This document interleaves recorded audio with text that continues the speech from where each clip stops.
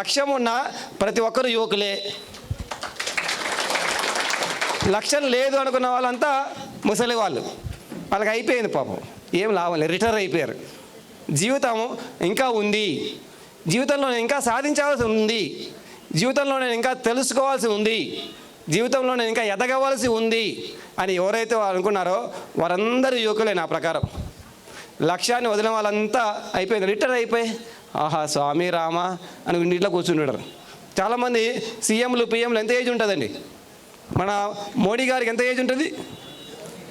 77.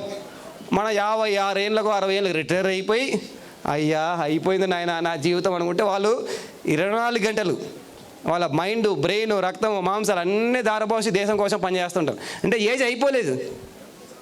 Age అన్నది ఇక్కడ మాత్రమే ఉంది.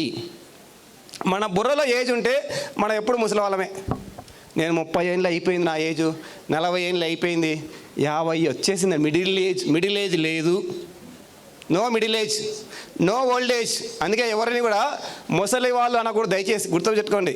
ఎవరైనా 70 ఏళ్ళు దాటిన వాళ్ళు ముసలి వాళ్ళు అంటున్నారు అంటే మనలో అహంకారం ఉందని. ఎవరు ముసలి వాళ్ళు లేరు ఇక్కడ.